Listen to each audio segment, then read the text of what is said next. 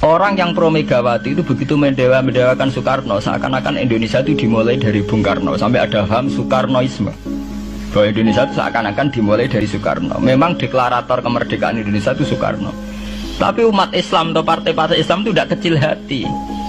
Karena embrio yang bernama Indonesia itu dari tahun 1908, sebelum ada partai nasionalis yang berani melawan kolonialisme Belanda, adalah partai-partai Islam. Sehingga kebangkitan Indonesia dimulai 1908.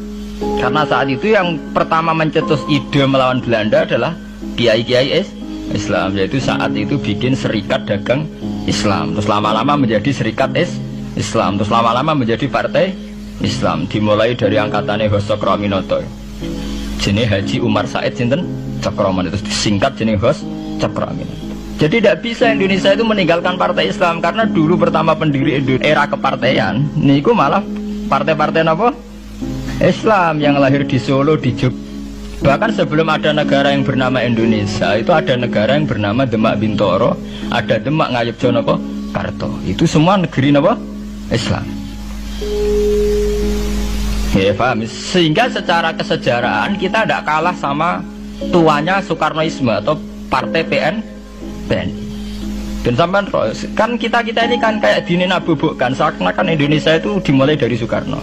Sehingga nak wani Pak Karno itu koyok-koyok itu kita anti Indonesia. Ya kita tidak mungkin nggak menghormati Soekarno, beliau sebagai pahlawan besar kita hormati. Ya, tapi ya kebesaran Pak Karno demi bangsa Indonesia jangan kemudian direduksi, disederhanakan hanya melewati partai. Ya itu kan namanya pengkerditan. Tentu Pak Karno bikin negara ini ya untuk semua bangsa, bukan untuk PDIP saja, bukan untuk partai-partai marhainisme saja, juga bukan untuk partai-partai yang berfaham Soekarnoisme saja. Ya sama, tapi kita juga adil, sebagai kiai juga adil. Hos Cokroaminoto bikin partai Islam adalah untuk mengusir Belanda dari bumi Indonesia, yang nantinya juga untuk kepentingan semua bangsa Indonesia, tidak hanya yang Islam saja. Ya kita adil, sama-sama adil. Saat nasionalisme ya tidak mengurangi keagamaan, saat keagamaan tidak mengurangi nasionalis. Tapi itu tadi, kemudian ini dikerdilkan secara politik. Di sawangannya nawas duete Pak Hasim Mega nasionalis religius itu sudah ditren. Agar duet senengannya pasangan nasionalis sampai religius. Apa nak nasionalis terus wajib sholat? Apa nak religius terus gak wajib nasional? Sebetulnya itu kan wajib. Apa kan orang Indonesia terus wajib sholat hanya karena atas nama nasionalis? Apa nak gue kiai terus wajib bayar pajak? Itu kan pengkerdilan, proses pembohongan ya. Pembohongan secara publik. Kau dibodokno, sedurunge bodoh, itu kan itu kan repot. Namanya sedurunge bodoh dibodokno kenapa? Nurut. Makanya kalau seneng ya, kayak kemarin Hari Kebangkitan Nasional itu seneng kalau diungkap terus di TV bahwa kebangkitan Indonesia dimulai dari 1908.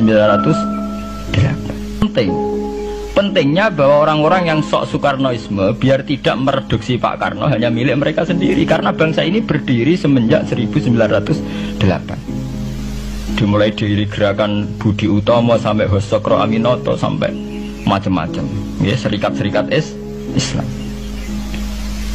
Tapi ini terungkap sausé tukaran. Jadi sebetulnya Presiden Gus Dur jadi presiden biasa karena Basim Asari berjuang sebelum tahun 45. Megawati biasa. Ya karena beliau berjuang lewat bapaknya, ya sama semuanya sah. Pak SBY juga sah, karena keluarga militer. Apa mana dia mantune Sarwaedi sing ra roh sapa? Perjuangannya mertuane. Gak iso adol bapak ya adol mertuane. Pokoknya sing dikena didol pokoknya. Tapi artinya sama, kita secara sejarah itu sama. Kita sebagai santri juga tidak kalah sejarah. Karena berdirinya nasional dah lewat para kiai. Ya itu takono sejarawan manapun, kayak profesor siapa di UI, siapa saja profesor-profesor sejarah bilang bahwa awal kebangkitan Indonesia itu dari partai-partai Islam. Bahkan versi orang nasionalis sekalipun tuh bilang, karena Islam adalah satu agama yang paling sensitif terhadap penjajahan.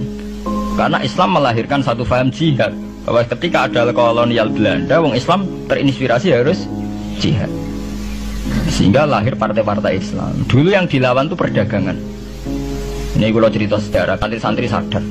Jadi santri salaf dengan model sekarang sing ra roh duit, ra roh dagang itu sebetulnya mengkhianati pendiri santri. Lho boten niku lho fair, sing gak seneng dagang, gak seneng mergawe itu mengkhianati pendiri pesantren. Sama lihat sejarah, tahun 1908 itu namanya tidak SI, tidak Serikat Islam, tapi Serikat Dagang Islam.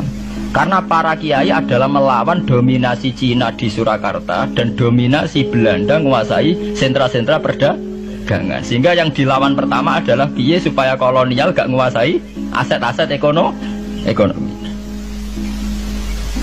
Sama takokno sejarah, cek versi kiai, cek versi buku, asal gak versi klenek. Itu pertama yang dilawan para ulama adalah penguasaan aset ekonomi oleh Cina dan Belanda, sehingga mereka bikin